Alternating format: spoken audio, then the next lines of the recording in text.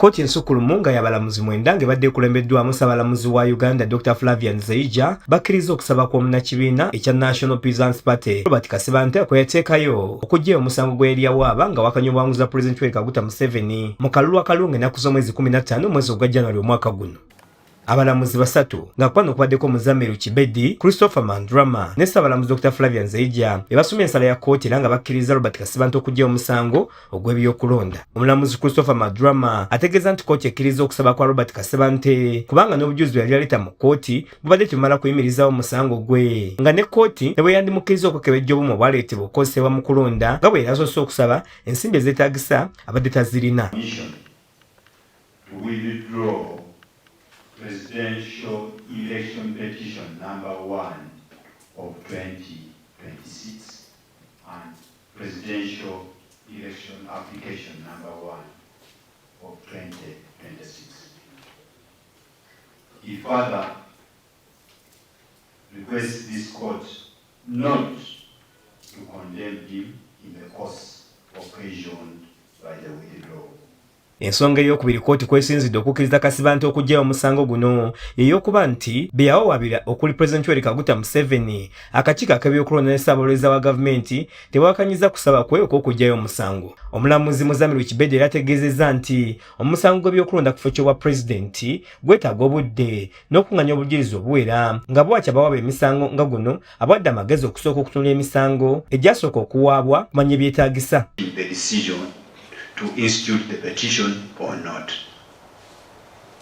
The decision to institute and prosecute a presidential election petition is a very, very serious matter and ought to be treated as such because a presidential election petition is not an ordinary litigation. It relates to the highest office in this land.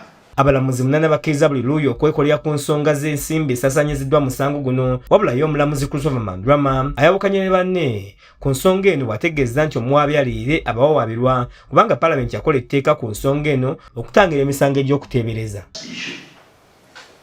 The issue of course has been contentious between the parties to this matter. The applicants desire to exit the court without being ordered to pay costs.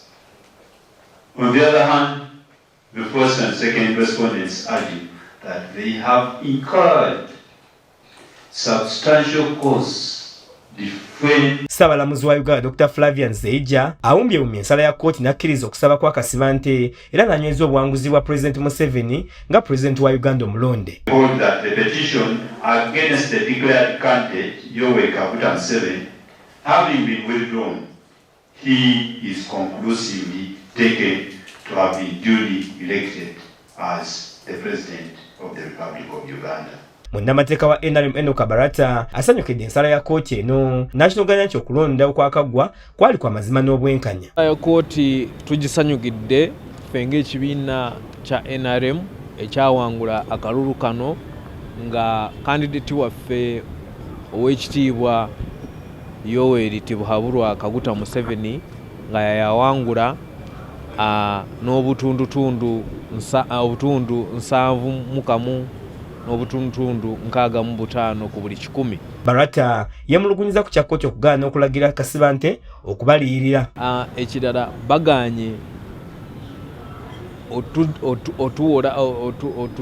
okutuddiza ssente ze tusaasanyiza mu musango guno kubanga ssente ziba nyingi ng'oli akuleese mu kkooti n'akuteekaawo walina ennaku 3 ogenda mu Uganda yonna n'oddamu omusango ogwo ate n'aguddukamu kugamba naye nga bwe bibeera tukiriziganya n'ensala ya kkooti ku ekyo nakyo tetulina buzibu nakyo era tujja kukigondera. Robert Kasibante naye asanyukidde ensala ya kkooti y'okukkiriza okusaba kwe wabula n'ategeeza nti wadde mu kkooti byaganye alinayo pulaani ey'okubiri. Olunaku olwaleero tubadde tuzze nga tuzze okuwuliriza ensala oluvannyuma lw'okubeera nga obusobozi obutwala omusango mu maaso nga munnange ebibiina by'obufuzi ebisinga obungi ebigamba nti bivuganya gavumenti twateesa nabyo nga sinaba kuleeta musango mu kkooti ne bikkiriza nti bigenda kunneegattako bwe namala okukola ebyange byensobola nga ntaddemu na buli kimu ne bateesuulirayo gwa naggamba ne sibalabako. Nagenze kulaba abalala nga bali mu kusala bava ate eno gye tulwanyisa Mwami Museveni bali ate kugenda kukola naye.